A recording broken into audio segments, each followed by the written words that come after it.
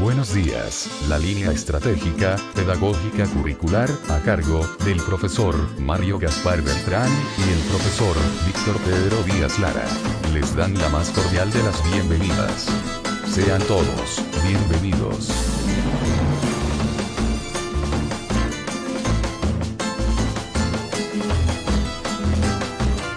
Antecedentes de la reforma. La reforma integral de la educación básica. Educar en y para el siglo XXI representa un desafío mayor para los sistemas educativos nacionales en el mundo. Si bien existen experiencias exitosas, no hay fórmulas infalibles que conduzcan a todos, con la misma certeza, por caminos de éxito ya trazados, y cuando los hay, no son permanentes. La reforma integral de la educación básica pretende ser un vínculo de continuidad que integra una suma de esfuerzos precedentes, porque recupera, por ejemplo, la visión que tuvo José Vasconcelos para reconocer, en la universalidad de la educación, el espacio propicio para construir y recrear nuestro ser como mexicanos. El esfuerzo metódico y constante desplegado para organizar el plan de 11 años, impulsado por Jaime Torres Bodet.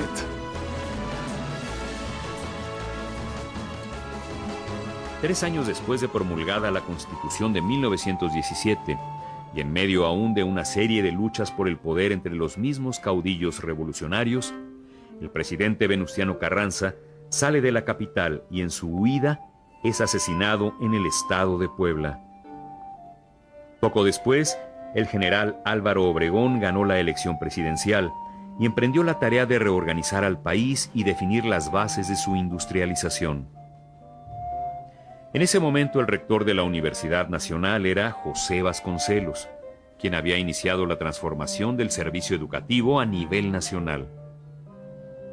Asesorado por diversos maestros e intelectuales y en especial por el destacado pedagogo Ezequiel A. Chávez, Vasconcelos, por noviembre de 1921, se creó la Secretaría de Educación Pública, misma que de inmediato quedó a cargo de su gestor, José Vasconcelos. En el diseño de la nueva secretaría se estableció una estructura organizativa dividida en distintas áreas dedicadas a tareas específicas: la renovación de la enseñanza primaria y la apertura de nuevas escuelas, la educación rural, la lucha contra el analfabetismo, la educación estética y la difusión de las artes, un ambicioso programa editorial y la proliferación de bibliotecas, el reparto de desayunos escolares para niños de pocos recursos y el intercambio cultural y pedagógico con algunos países extranjeros. Fue el inicio intenso y amplio de un proyecto educativo nacionalista impregnado de mística revolucionaria que gestó desde entonces la evolución posterior del sistema educativo del país, entre etapas de avance y retroceso que llegan hasta nuestros días. Durante una década de constante lucha armada, la Revolución Mexicana dejó un doloroso saldo sangriento y convirtió a la política en un campo de batalla, en un escenario donde se sabía más el lenguaje de la violencia que el lenguaje de las ideas. Como secretario de Educación Pública de 1921 a 1924, José Vasconcelos fue entonces el hombre de mayor estatura mental de entre los políticos revolucionarios, líder intelectual y fiel creyente de la transformación de las conciencias a través de una labor educativa con visión de Estado para construir un país verdaderamente democrático y civilizado.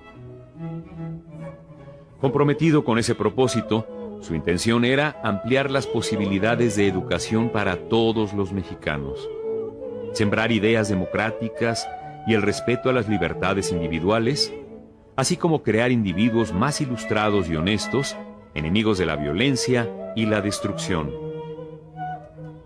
Todo ello exigía como condición fundar una nueva educación como guía legítima de transformación social. Para José Vasconcelos, los valores éticos, olvidados por el poder de la fuerza y la brutalidad, son el motivo que da sentido final a la educación, y ve el proceso educativo como una causa elevada que persigue la formación equilibrada del ciudadano. El maestro, entonces, debía ser un artífice, un creador con cualidades humanas para nutrir el alma y transmitir un mensaje social de solidaridad y de justicia.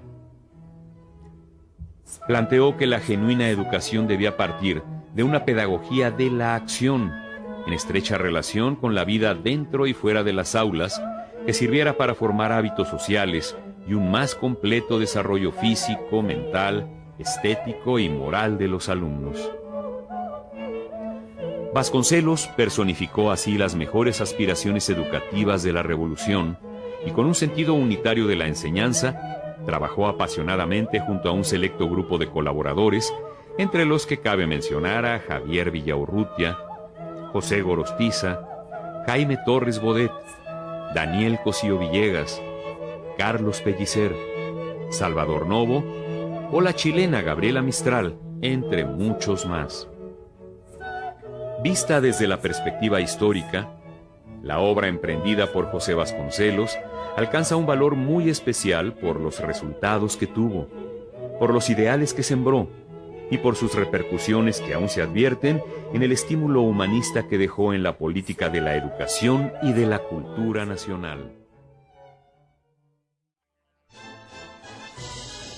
Jaime Torres Bodet nació en México DF, un 17 de abril de 1902. Fue un diplomático, escritor, ensayista y poeta mexicano. También secretario de Educación Pública.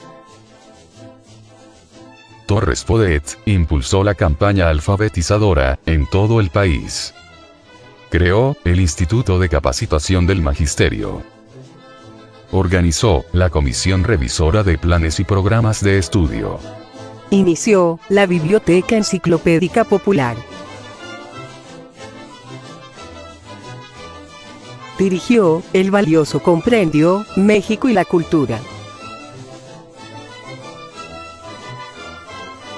Construyó numerosas escuelas, entre ellas la Escuela Normal para Maestros, la Escuela Normal Superior y el Conservatorio Nacional. Inició el conocido Plan de 11 años. Fundó la Comisión Nacional de Textos Gratuitos. Posteriormente, se dedicó al servicio exterior mexicano. Trabajó en Madrid, París, La Haya, Buenos Aires y Bruselas. El Acuerdo Nacional para la Modernización de la Educación Básica, como referente para el cambio de la educación y el sistema educativo, 1992.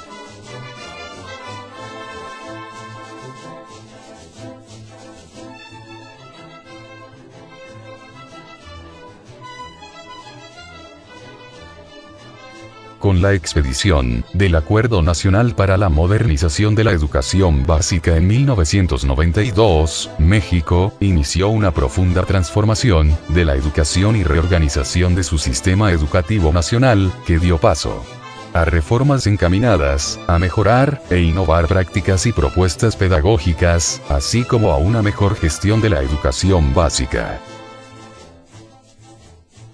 El compromiso social por la calidad de la educación.